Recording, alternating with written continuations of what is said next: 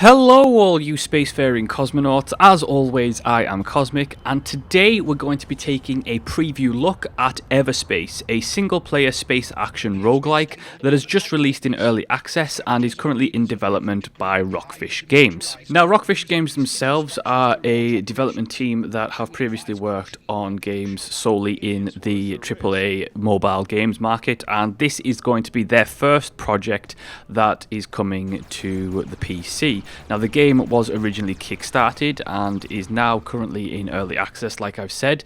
The game state is in beta, so it is fairly fleshed out at this point, fairly polished. They've sorted out a lot of the bugs in the beta due to the backers having the earliest access before actually launching on Steam's early access program, so it means that the overall quality of the product is pretty high at this current standpoint. So let's get right into it. Let's talk about the game itself and what it's all about. Now, like I said, it is a roguelite, and it essentially works in a very simple premise like most other roguelikes do, in the sense that forgetting the moment that you're in a spaceship and there's lots of dogfighting and exploration, etc, etc, it works from the simple premise that you go through a sector which has a selection of levels, and you go to each level trying to reach the end of the sector.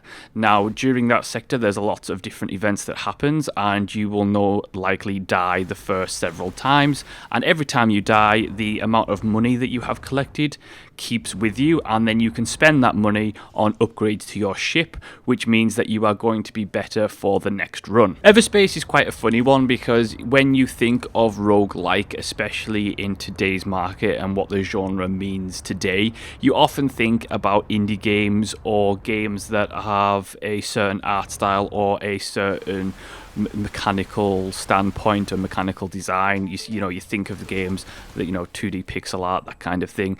Very rarely when you are talking about roguelikes do you ever think of a space dogfighter, and this is a nice breath of fresh air for the genre. Now currently in the early access you only have access to one available ship, and two more will be coming upon full launch with different capabilities and starting gear. However, for the current time you only have access to one, so you get into your ship and then you hit the first level. Now essentially there are a variety of different things on each level, and it is all randomly generated. You essentially get into the level and your goal is to essentially get to the next sector, which is very, very simple, because pretty much very early on in that level you will get hyperspace coordinates to the next location. So you can essentially go into a level and then zoom out of a level once one or two objectives have been completed.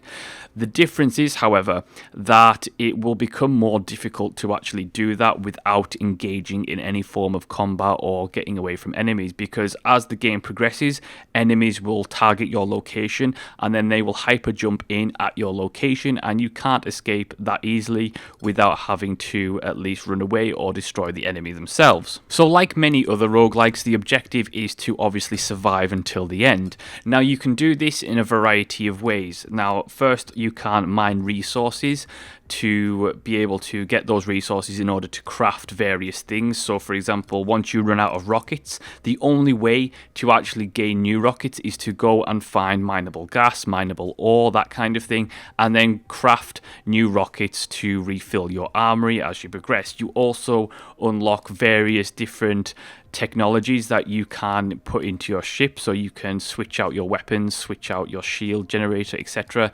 And this is done by essentially loot, where you can go into loot containers and find different loot, and shooting down enemies will often leave loot containers, or they will drop certain items, or you might be able to salvage the wreckage of their ship for a chance to get some different loot. Now one thing that the early access does touch on so far is the idea that there is going to be a story in the game, and it's going to be a non-linear story. It's going to be fully voice acted. There is some voice acting in the game so far, including your pilot. Your pilot itself is voice acted and will respond to various different events that take place as you play through. It is a lot of fun, I have to say. I quite like the idea. It does add a sense of immersion to the game and a sense of purpose, and I'm really looking forward to the full launch to see what that story does does entail. But ultimately you're asking, how does it play? Is it any good? Well, I have to say, thus far I'm very impressed with the build that they have currently. It is a lot of fun. The ship controls really well. There's a lot of movement. The freedom of movement is really nice. There's the 6DOF controls that are rock solid, so you're able to basically move in any direction that you wish. The visual art style is really nice as well. I have to say, I would like to see a little bit more variation in terms of the background drops, etc., because ultimately it is space, so you are going to be able to do a lot more than you would with something that's set on a specific planet.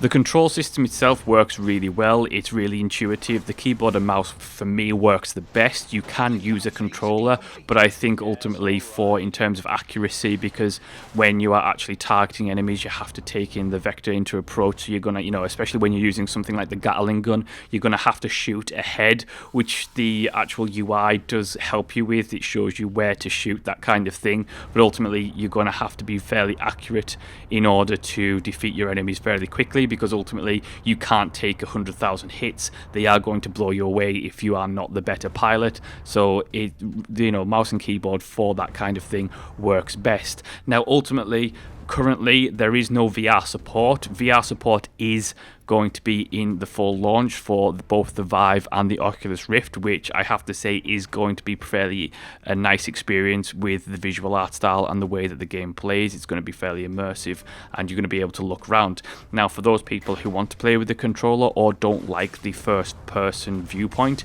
you can switch to a third person viewpoint of your ship and play that way, but for me it is best to play first person. Now I touched on the crafting earlier in terms of you're able to rebuild your arsenal and reload your ammunition through crafting, but you also, as you progress through the game, unlock blueprints, so you're able to craft specific ship items such as a new weapon or something like that, and these blueprints are obviously going to drop randomly at certain points in the game, and once you've unlocked that blueprint you can use it for a future run, which is a nice touch. The combat itself I found to be really enthralling. It was a lot of fun. It was challenging at times.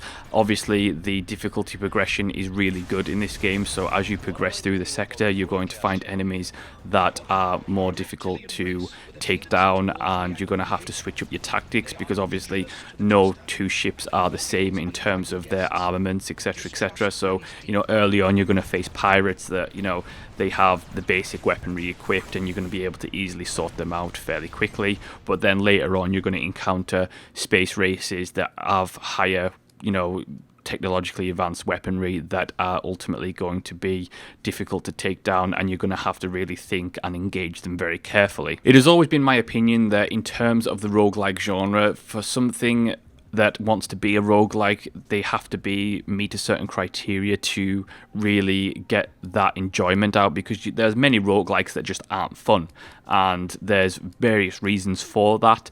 But ultimately, for me personally, one thing that you have to have in a roguelike is good persistent progression, which EVERSPACE does have, and you also have to have a sense of not only progression in terms of items where you are collecting them and then doing your next run, but you also have to have a fair amount of time investment in terms of it has to be a good balance. You don't want to spend too long on a run to get to the point where you've died and then you just don't feel like going back because it's going to take ages and ages. You want to have quick runs that feel like you're getting far quickly without having to invest too much time in, and that is something that EVERSPACE does really well. Each level lasts 5 to 15 minutes depending on what you want to do, how well you want to explore that universe, and then you can shoot to the next one and the same thing happens again, and it's quick. You feel like you've accomplished something. Even if you've only gotten 2 levels in, you do feel like you've accomplished something, you've gained something, and ultimately the persistent progression does help with that. The only major problem in terms of core design mechanics that I had a problem with personally was the fact that loot just spawns in once you've destroyed a ship or you've destroyed, you know, your mining materials, the loot will just spawn as an item and it will drift off into space. There's no auto collect system, which is something that I think they need to put in, like a tractor beam or something like that, just to make it easier in terms of having to collect all that loot at once, because it can become a little bit annoying having to carefully, you know, fly to one thing and then fly to another thing and then fly to another thing, you know, and you can easily miss something that's very, very important. And I think that an auto loot system would be very beneficial, especially in, you know, mining situations where you're mining maybe 2 asteroids at a time and the ore's flying off left, right and center, and you don't want to stop mining to have to, you know, collect each little individual thing. It would just make a convenience that I think would be beneficial to the overall experience. Overall, I have to say I'm very impressed with EVERSPACE thus far. Even in its beta stage, it's looking like a rock solid game. I'm really interested to see what content additions they add. I think that the visuals and sound are top notch, and ultimately I think Rockfish Games so far have done a really top job with this game. I think it will please a lot of different people, fans of different genres. Roguelike fans will enjoy it, space fans will enjoy it, you know, straight up, you know, dogfighting fans will enjoy it, and it's got a little bit of something for everybody put into this little package, and it'll be interesting to see where they take the game, what kind of content additions they do add. But for the time being, it's certainly worth a try. Even in early access, you're looking at around $30, which to me is fair, because ultimately there's a lot of replayability here, and ultimately it's a game that even at this stage is fairly fleshed out, so you're going to get many, many hours of enjoyment out of it even at this stage, and there's only more to come.